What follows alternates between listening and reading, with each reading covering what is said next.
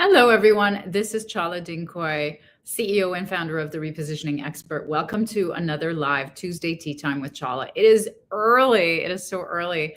I actually have a friend coming over in 15 minutes, so I'm going to do this in 15 minutes, and the rest of the day is going to go crazy. Let me take a sip. This is truly my morning protein. You might even see her coming up. All right. Okay. So, I love this topic because it's all about branding. And as a former brand manager and as a current marketing and sales strategist, I am very interested and personally, vested in this topic of personal branding. What is a personal brand?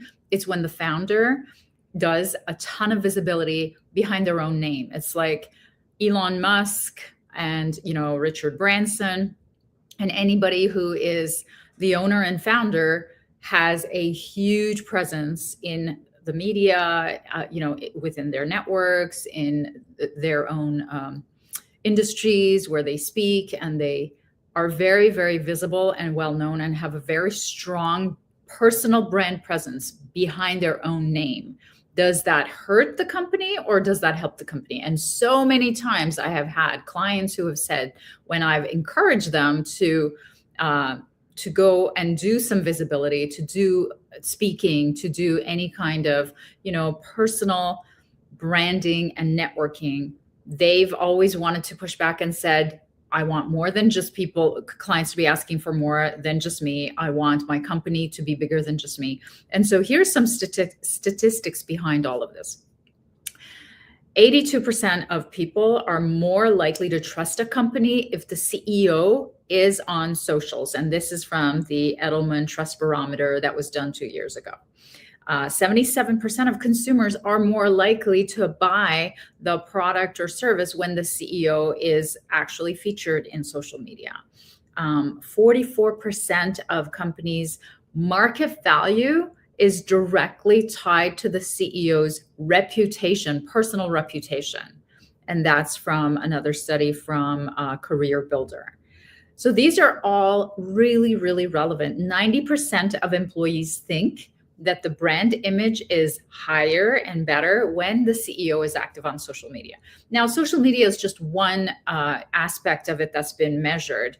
Another way to be visible is, again, to do industry events, to speak at industry events, to apply for awards, to have email marketing, to be introduced through many,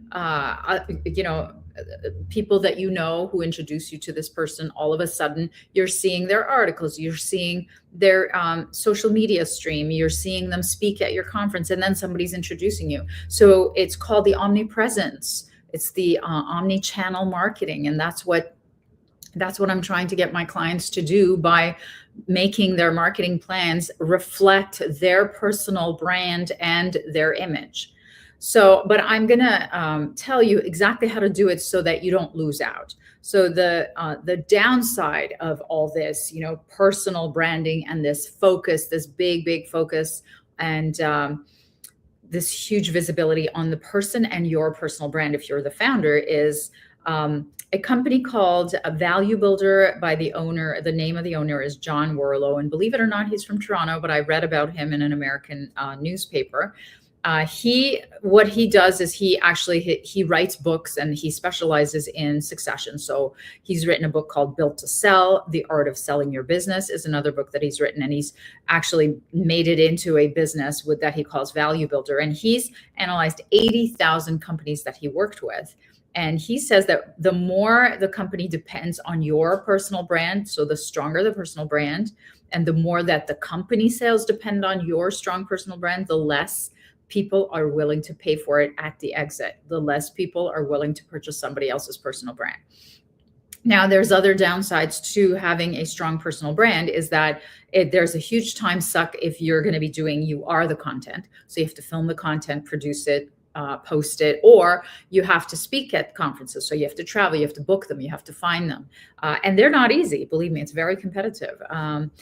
There's a huge downside if you're introverted or you have some limiting beliefs around visibility and security and safety and privacy. There's a huge downside if you're inconsistent about it. And if you are, you can always hire help to do it, but you are still the message. You are still the person. And then, so, I took a look at all this data and I took a look at my strong beliefs that you still need to work on your visibility and how do you build a personal brand so that the value at the end is a huge, exit value, and that people are not stigmatizing, or you're not stigmatized and they're not penalizing you for having this huge personal brand that is actually making the sales. So the first and foremost, I've always said niche down ruthlessly, niche down to a vertical, to several verticals if you have to, meaning industries or interest groups. And then super niche down further into a pain point that is very, very specific. It's not generic. It's a one facet of the diamond, as I always like to say it.